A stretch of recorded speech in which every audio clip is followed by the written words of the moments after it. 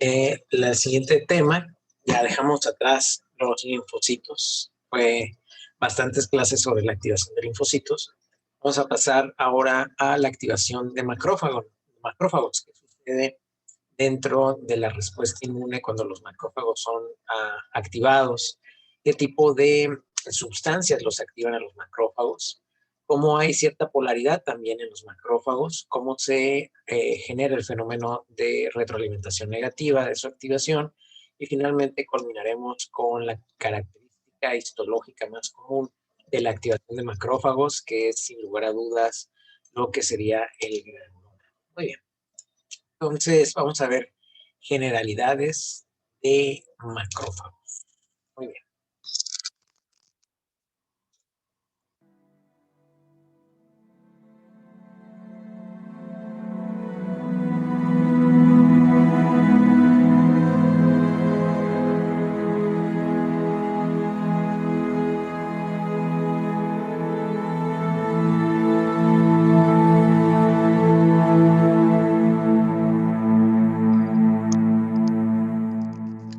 Muy bien, es solamente el intro, ¿verdad?, del tema de macrófagos. Y bueno, los macrófagos en reposo por sí solos, sin que estén activados, ojo, pueden fagocitar. Pero definitivamente fagocitan mejor cuando están activados. Es un hecho indiscutible. Por lo tanto, es importante que evidentemente haya productos que los activen. Entre ellos, ya sabemos, las citocinas. Pero también hay productos microbianos que los pueden activar directamente, y hablábamos de los receptores tipo TOL que tienen estas células en su superficie.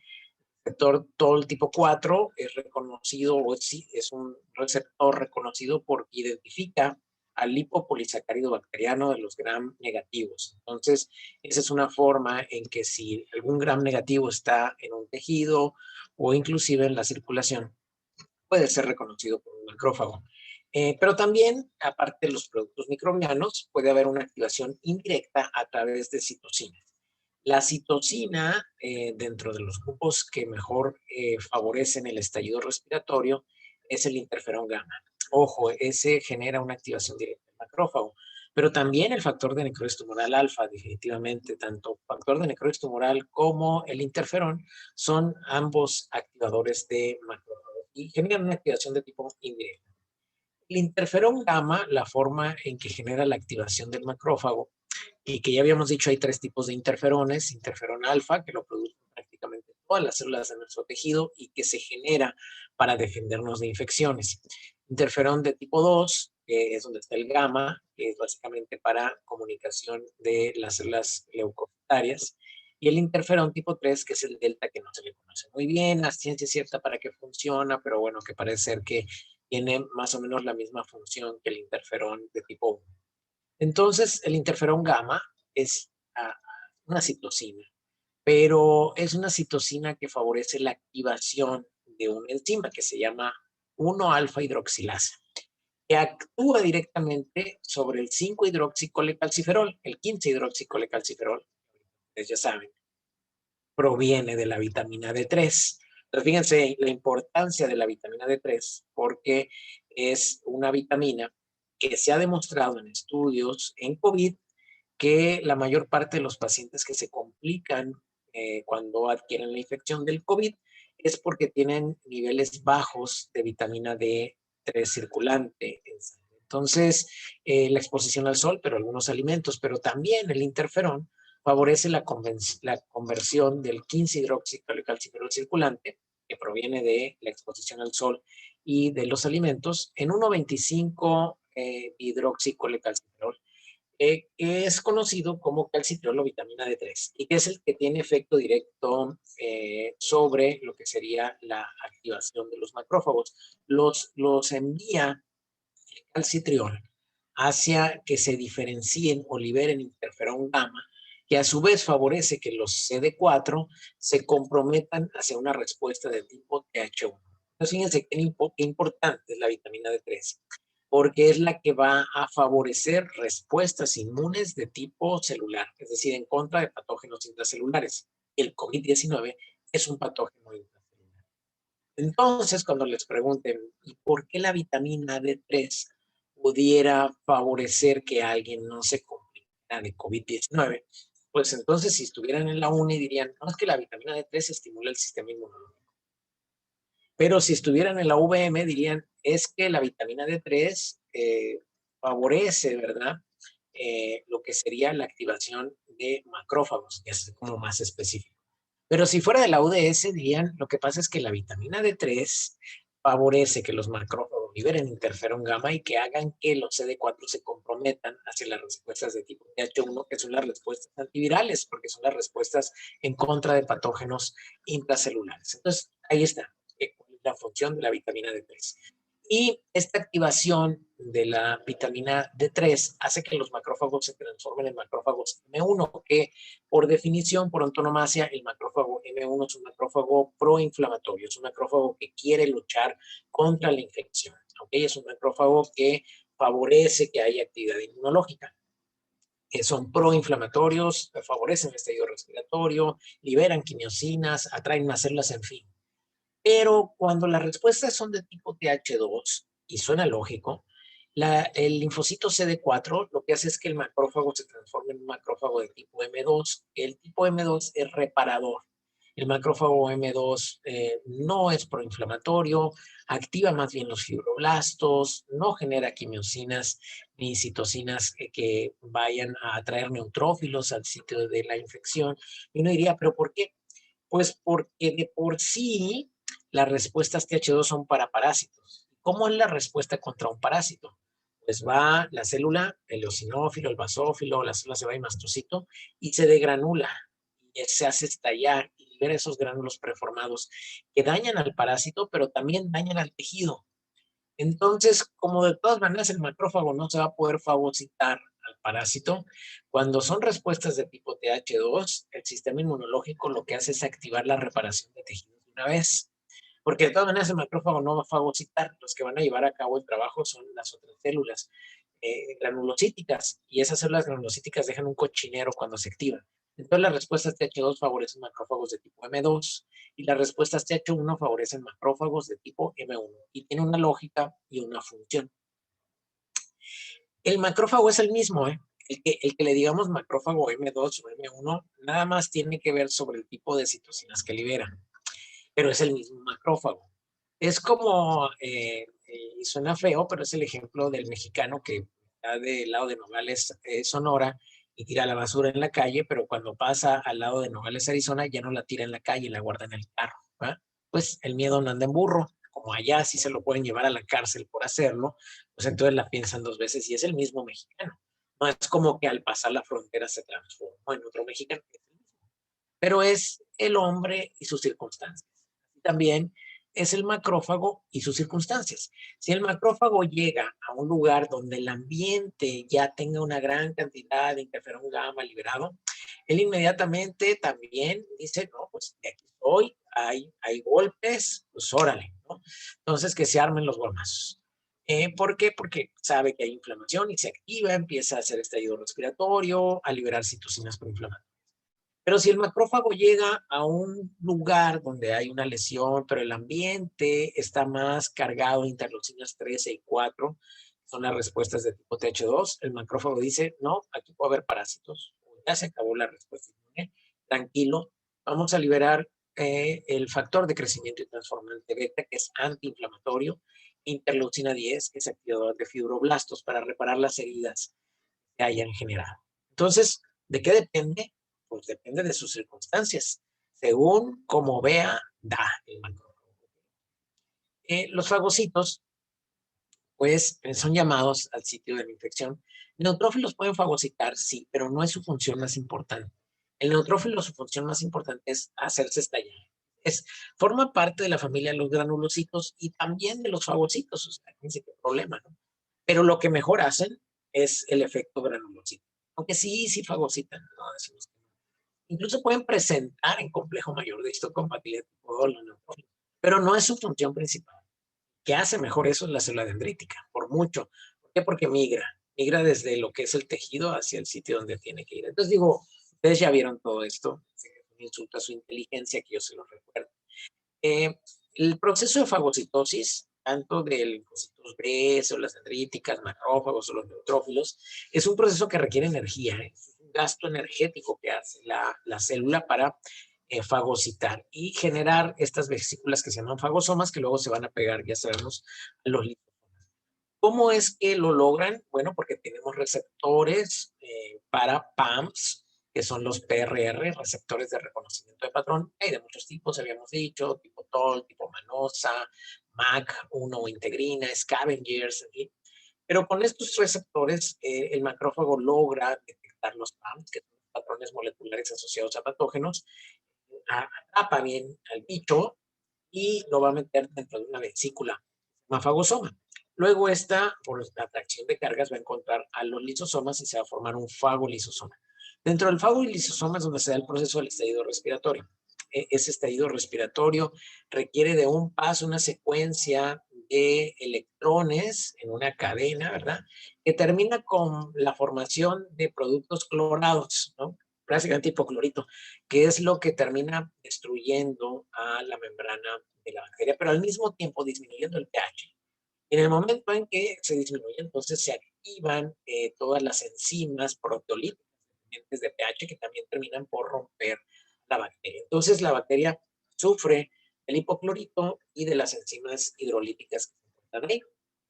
Tanto macrófagos como neutrófilos tienen receptores, eh, pero también tienen receptores para la fracción constante del anticuerpo, tienen receptores de complemento y también pueden reconocer a las lectinas. Entonces, hay muchas formas en que el macrófago se puede activar.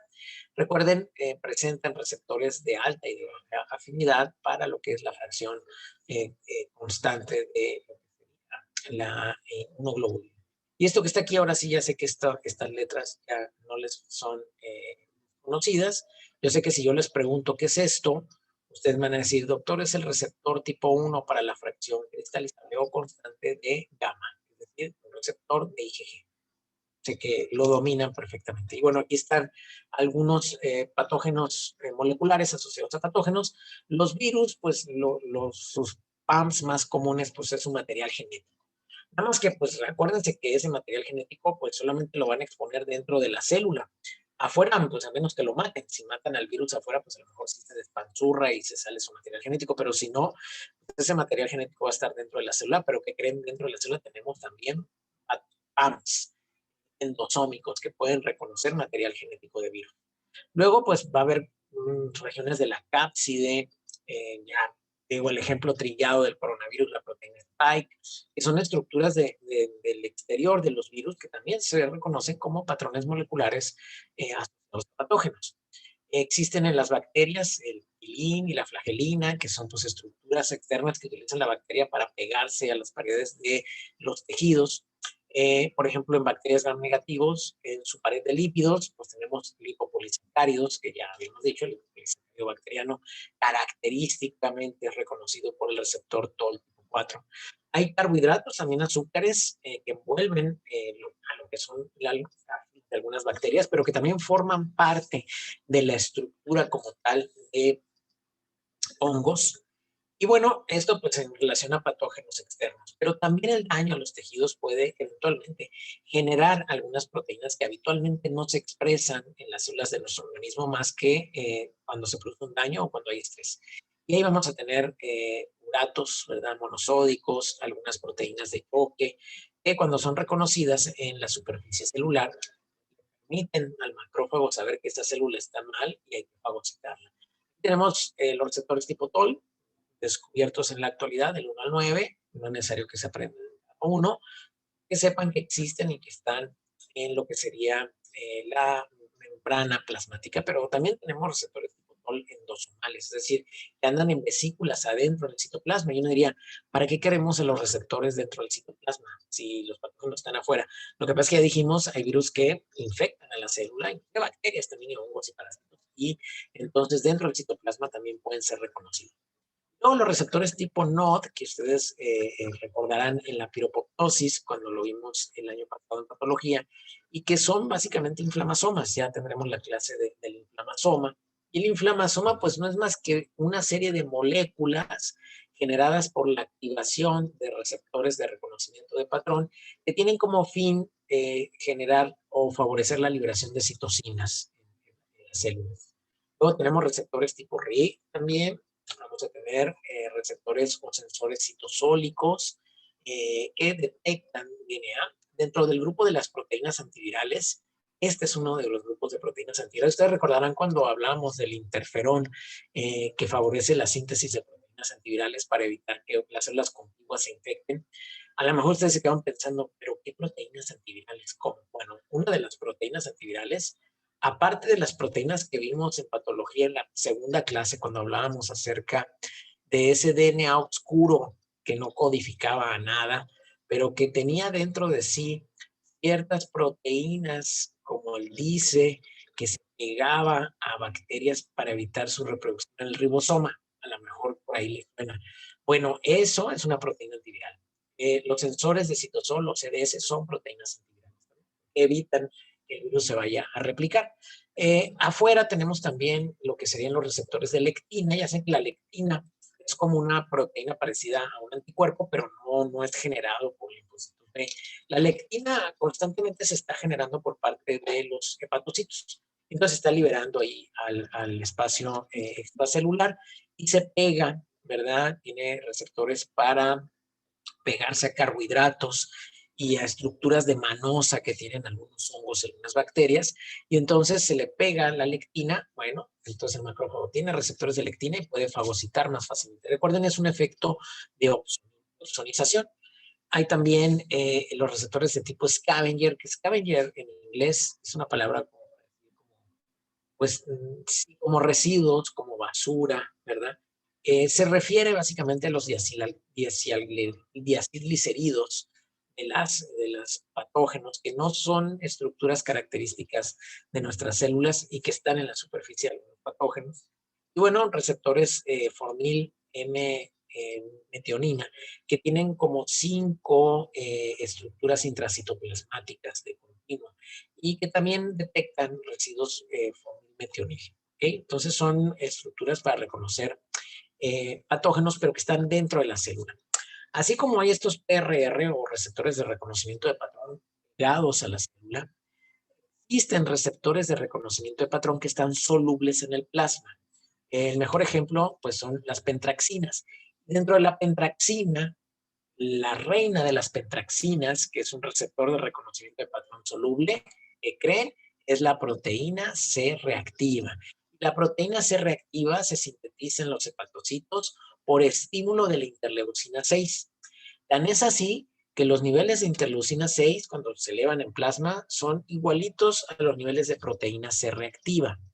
Y la interleucina 6 es un marcador de mal pronóstico en COVID cuando se eleva en grandes cantidades, porque nos habla de tormentas de citocinas. Pero como es muy caro medirlo, entonces lo que medimos mejor es la proteína C reactiva.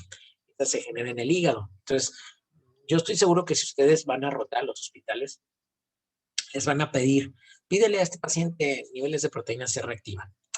Ustedes quieren quedarle mal a su interno o a su residente, pregúntenle, ¿y para qué sirve la proteína C reactiva? ¿Sí? No van a saber. No van a tener ni la menor idea para qué sirve la proteína C reactiva. Nomás los van a hacer pasar un mal rato y se van a enojar. O a lo mejor alguno de ellos que tenga autocrítica se podrá leer. Pero la proteína C reactiva es un receptor de reconocimiento de patrón, es una molécula que forma parte de las pentraxinas. Lo que hace es que se le pega a los virus, bacterias, hongos o parásitos para favorecer, ¿verdad?, la opsonización. ¿Okay? Se pegan sobre todo a los residuos de fosfatidil etanolamina y fosforilcolina.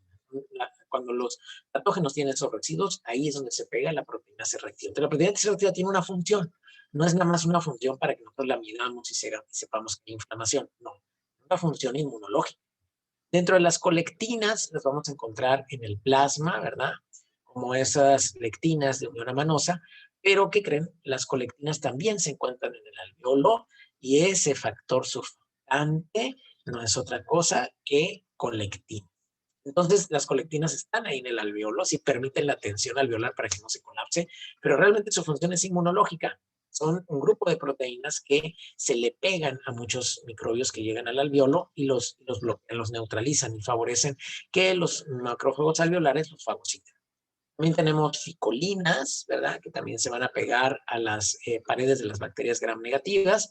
Y el complemento, a final de cuentas, no es otra cosa, el complemento, sobre todo C1Q, un receptor de reconocimiento de patrón. Es importante, acuérdense que el C1Q se pega directamente al patógeno y al pegarse el C1Q se activa el C1R, el S tiene actividad enzimática y actúa sobre el C4, luego eso sobre el C2, activando la vía clásica del complemento. La fagocitosis, ¿verdad? Mediada por opsonización, pues es el mejor ejemplo entre la unión de una inmunidad adquirida y una inmunidad innata cuando esta está mediada por anticuerpos. El anticuerpo lo produce la inmunidad adquirida para ayudarle a la inmunidad innata a activarse. Entonces, fíjense, no es así tan secuencia de que, primero la innata, luego esa pasa a la adquirida y ya nos olvidamos de la innata, ¿no? La adquirida luego hace una conexión con la innata y vuelve a retroalimentar la primera respuesta. Es decir, como lo vimos desde el principio y como lo dijimos, la respuesta inmune se da todo al mismo tiempo revuelta, nada más que aquí la separamos para poderla entender, pero la verdad es que es un revoltijo, un amazote de cosas que pasan al mismo tiempo. Obviamente el estallido respiratorio pues depende de la activación de estos radicales libres de oxígeno que decíamos son electrones libres de oxígeno que se van a ir transportando o amortiguando en diferentes sustancias por formar peróxido de hidrógeno y luego ese a su vez hipocloricos. El óxido nítrico participa en menor medida en el estallido respiratorio y esto cuando se activan cambian el pH y permiten la activación entonces de las enzimas proteolíticas que están en el isómero. Vamos a ver lo que es el estallido respiratorio, solo un recordatorio, lo vieron en patología, es un insulto a su inteligencia, estoy de acuerdo, pero para recordar cuáles son los.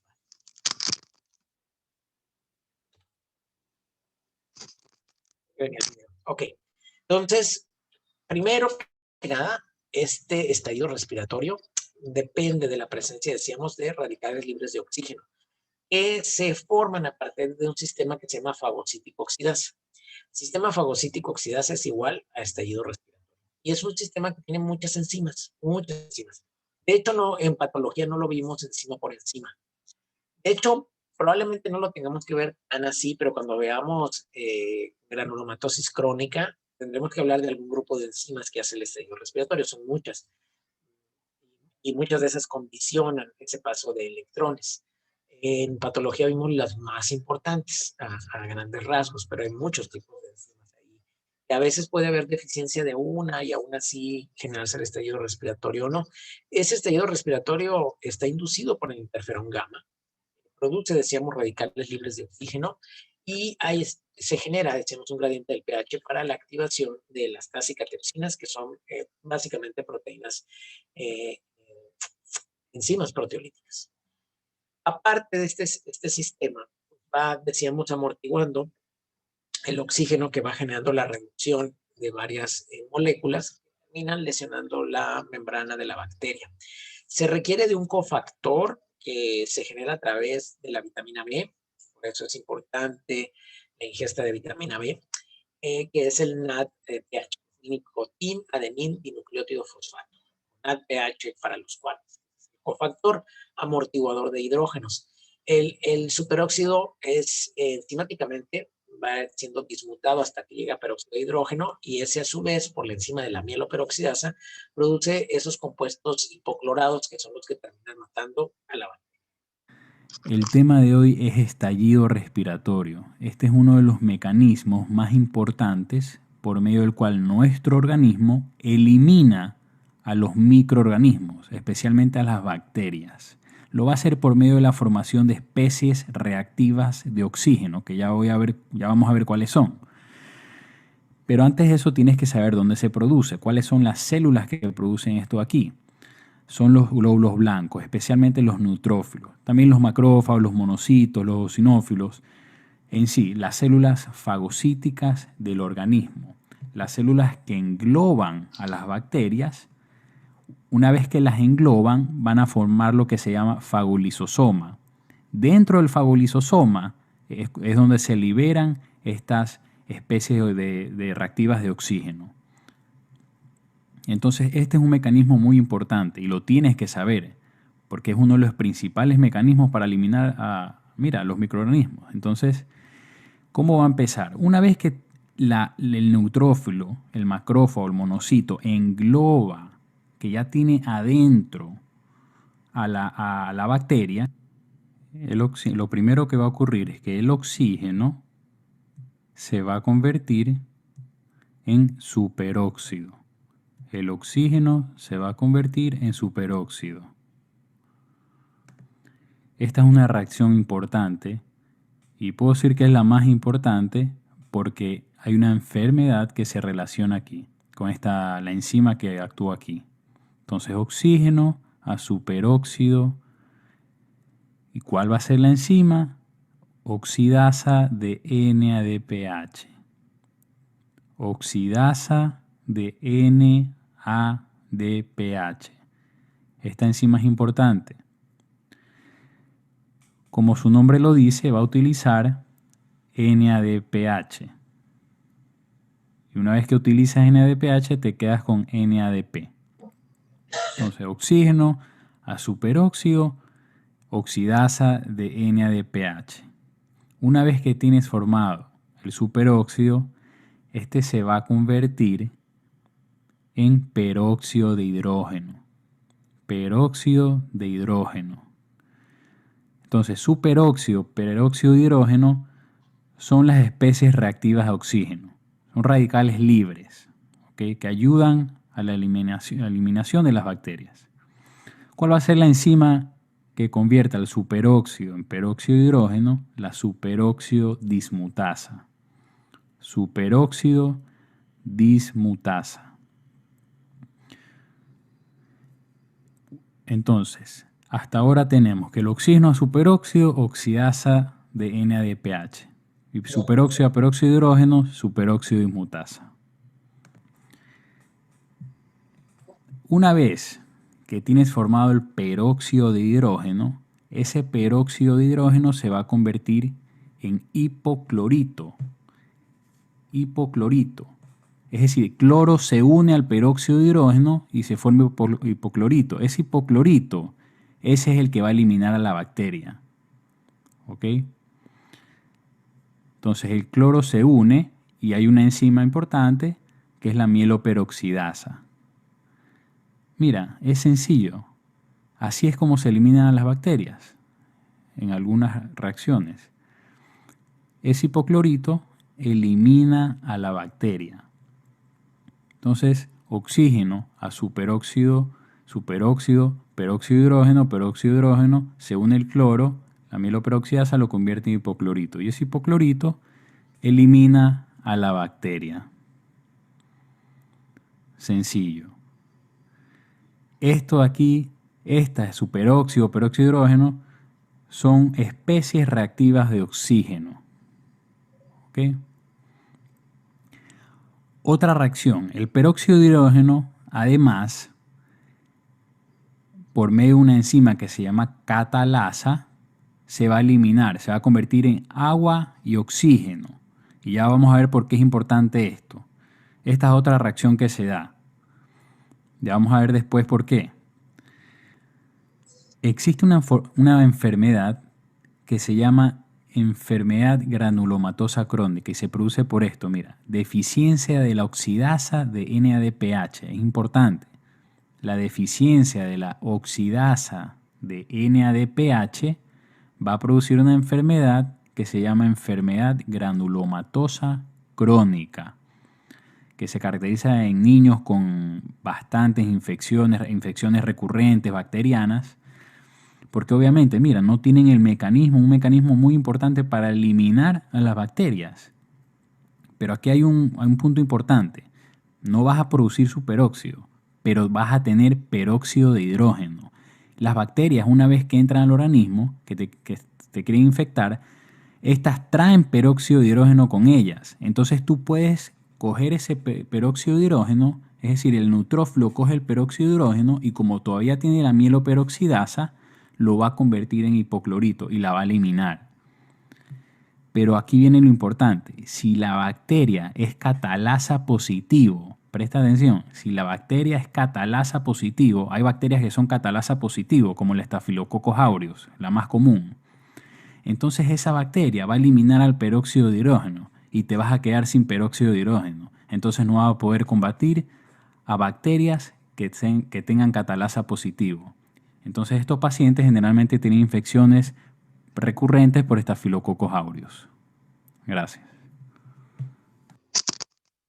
Bien, creo que más claro no pudiera ser el doctor Luca Merlini, granulomatosis crónica. Granulomatosis crónica. La enfermedad granulomatosa crónica es una enfermedad del grupo de las inmunodeficiencias congénitas y se les llama así porque la persona manifiesta los síntomas al momento de nacer. Al ser una inmunodeficiencia, lo que tenemos en estos pacientes es que las células del sistema inmunológico no pueden desarrollar una cosa que se llama estallido respiratorio. El estallido respiratorio es una acción mediante la cual las células de defensa de nuestro organismo eliminan patógenos que fagocitan, es decir, que los incluyen dentro de su citoplasma. Y es la forma principal de eliminar a estos patógenos, bacterias o hongos, que son los que principalmente se requiere del estallido respiratorio para eliminarlos.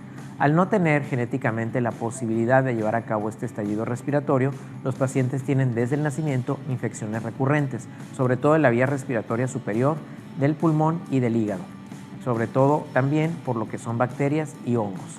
Estos pacientes deben de ser diagnosticados por el pediatra, el médico infectólogo o el alergólogo inmunólogo, ya que esta enfermedad, si no se trata a tiempo, puede llegar a ser mortal. El tratamiento es con antibióticos profilácticos y para curación del paciente se requiere el trasplante de médula ósea. Para Foro 4 TV, Dr. Alberto Monteverde. Granulomatosis crónica. Y ustedes dirían, pero es muy difícil producir el estallido respiratorio. Bueno, para aquellos patógenos que son catalasas positivos, pues se tiene el peróxido de hidrógeno directo, ¿no? Que es básicamente el estericide, y muchos compuestos lo. The sequence of oxidative burst begins when a bacteria is engulfed by a neutrophil, resulting in the formation of a phagolysosome. Once the bacteria is engulfed, azurophil granules containing myeloperoxidase fuse with the phagolysosome. Delivery into the phagolysosome lumen allows myeloperoxidase to catalyze the conversion of peroxide into hypochlorous acid. Hypochlorous acid then reacts with and damages the bacteria. Hypochlorous acid also reacts with taurine, a natural amino acid, to form N-chlorotaurine and N-dichlorotaurine. These two molecules provide long-lived chloronium ions that also lead to the inactivation and death of the bacteria.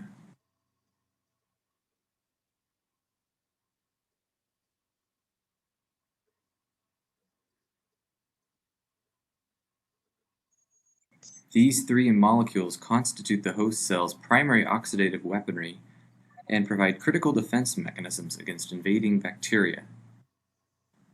The continuous assault by hypochlorous acid, N-chlorotaurine, and N-dichlorotaurine eventually and irreversibly lead to the destruction of the bacterium.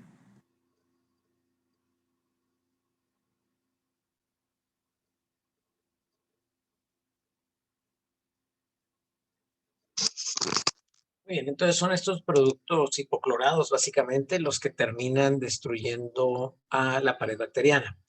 El óxido nítrico tiene una función también dentro de esta destrucción en el estallido respiratorio, aunque es una función menor, pero como tal permite, ¿verdad?, esta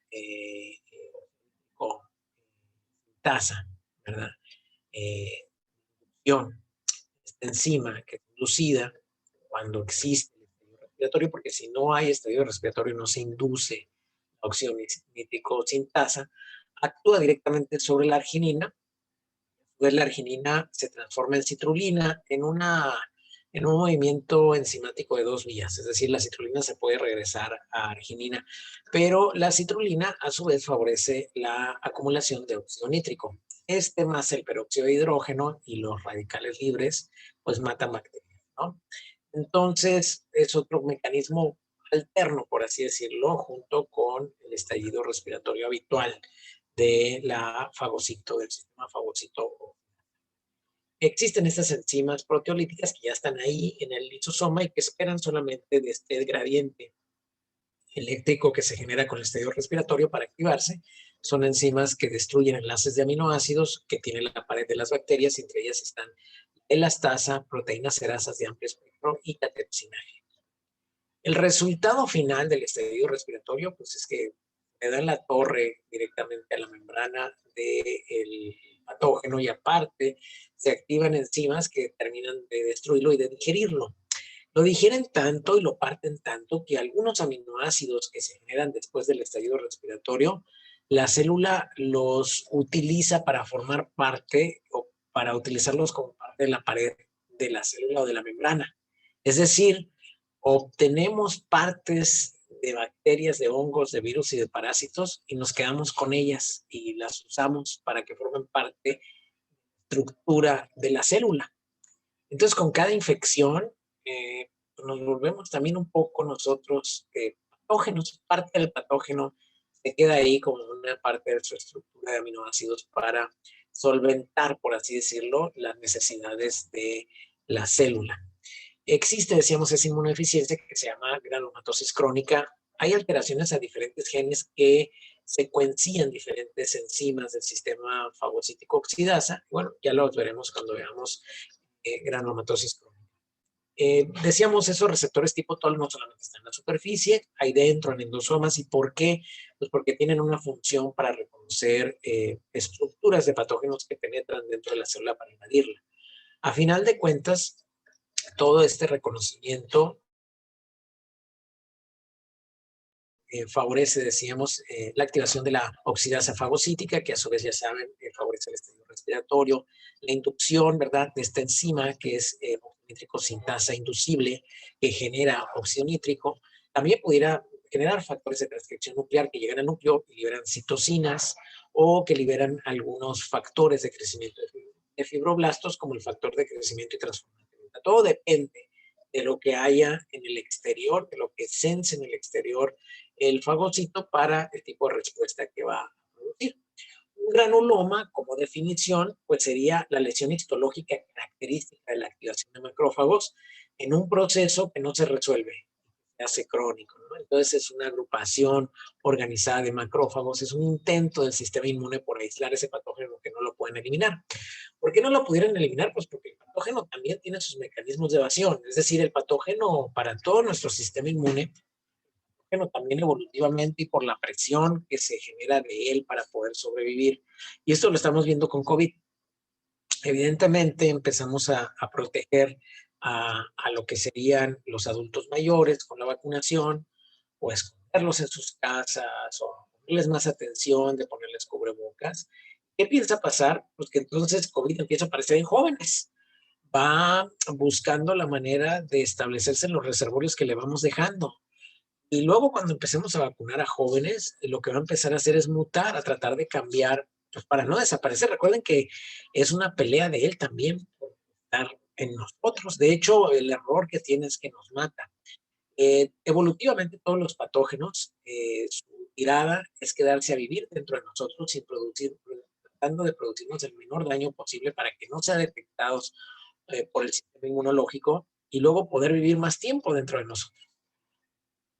Al parecer, las mitocondrias forman parte de ese proceso de adaptación y en algún momento formaron parte de patógenos que nos invadían y luego se quedaron ahí como parte de la estructura celular. Es muy interesante. Digo, no a nosotros, ¿no?, sino a los organismos unicelulares. Entonces, bueno, es un intento del sistema inmune por aislar este patógeno que no se puede eliminar y está conformado evidentemente por macrófagos, histiocytos, células de Langhans, que no son más que un macrófago. Trata de fagocitar un patógeno, no puede, llega otro macrófago y se le pega y trata de fagocitar a su vez a ese macrófago y luego otro trata de fagocitar y así se van uniendo. Los núcleos van apareciendo, pues se llaman células gigantes multinucleadas, pero no son más que macrófagos que se van agrupando. Esas son las características del granuloma, que pueden estar envueltas por células epitelioides o por fibroblastos. Claro, vamos a encontrar ahí CD4, Vamos a encontrar a veces eosinófilos, basófilos, lo que quieran, pero básicamente, que son las llamadas células adicionales, lo más importante es macrófagos, células de Langhans, fibroblastos y CD4, lo que encontramos ahí. Cuando en el centro de donde se encontraba el patógeno inicial que se trataba de fagocitar no se puede eliminar, a veces las células empiezan a entrar en apoptosis y se genera un área necrótica. Un ejemplo de un microgranuloma es el PPD. PPD, que es una prueba de el bacilo o la proteína purificada, ¿verdad? Coloca directamente el antígeno del Mycobacterium, bovis, no Mycobacterium tuberculosis, en lo que sería la región intradérmica y se lee, ¿verdad? Posteriormente, si se genera esa lesión, pues esa lesión es un granuloma, ciertamente, es lo que se genera así. Las células adicionales a veces nos pueden dar la etiología del granuloma. Por ejemplo, cuando hay necrosis en el granuloma, el patólogo detecta necrosis, eso casi siempre nos habla de infección. Pero un granuloma caseificante, eso prácticamente es característico de la tuberculosis. Es muy difícil encontrar un granuloma caseificante de otro patógeno. Es básicamente diagnóstico de tuberculosis. Entonces aquí tenemos el granuloma, dado decíamos con una gran cantidad de macrófagos que están llegando al sitio de activación. Fíjense, importante interferón gamma, pero también factor de necrosis tumoral.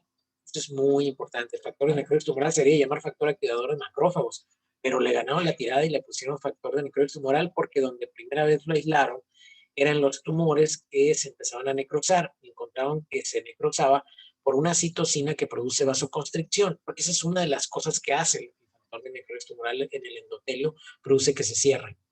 Pero en el macrófago lo activa, tiene función activadora de macrófagos. Y es lo que mantiene ahí activo a los macrófagos que están tratando de eliminar un patógeno y que le está costando mucho trabajo.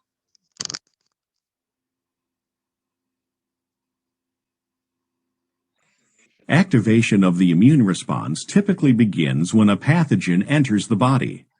Macrophages that encounter the pathogen ingest, process, and display the antigen fragments on their cell surfaces. Macrophages with antigen fragments displayed on their surfaces are called antigen-presenting cells. An antigen-presenting macrophage interacts with a T helper cell that can recognize the same antigen. During the interaction, the macrophage releases a chemical alarm signal called interleukin-1, which stimulates the T helper cell to secrete interleukin-2. Interleukin-2 causes the proliferation of certain cytotoxic T cells and B cells. The immune response from this point follows two paths, one using cytotoxic T cells and one using B cells. Normal cells of the body that become infected can also digest some of the pathogens and display antigen fragments on their cell surfaces. The body makes millions of different types of cytotoxic T cells. Each type is able to recognize a particular antigen. The cytotoxic T cells that are capable of recognizing the antigen displayed on the surfaces of infected cells bind to the infected cells and produce chemicals that kill the infected cell. Death of the infected cells results in destruction of the pathogen. B cells also come in millions of different types, each able to recognize a particular antigen. When B cells become activated by T helper cells, they differentiate into plasma cells. These plasma cells become antibody-producing factories, flooding the bloodstream with antibodies that can bind to the antigen involved in this infection. Antibodies bind to the antigens on the surfaces of the pathogens, marking them for destruction by macrophages. Some of the B cells do not turn into antibody factories, but instead become memory B cells that may survive for several decades. Because of these memory B cells, the secondary immune response to a future infection by the same pathogen is swifter and stronger. This powerful secondary immune response is what gives immunity to some diseases after you have had them once or after you have been vaccinated. Así, ¿no? Realmente todo eso es la respuesta inmune que hemos visto hasta el día de hoy. Están ya servidos, créanme, ustedes ya saben lo que significa la respuesta inmune, ya saben lo que significa una respuesta inmune de tipo celular y otra de tipo humoral. Y vamos a empezar a pasar en las siguientes clases ya a integraciones, a lo que sería respuesta inmune contra virus, parásitos, hongos, contra bacterias, a los tipos de hipersensibilidad, que ya es patología inmunológica, a las inmunodeficiencias y enfermedades por hipersensibilidad, y finalmente a lo que sería trasplante e inmunoterapia oncológica. Esto lo van a encontrar en el ABAS de la página 51 al 84. Y bueno, ahora vamos a jugar nuestro respectivo Kahoot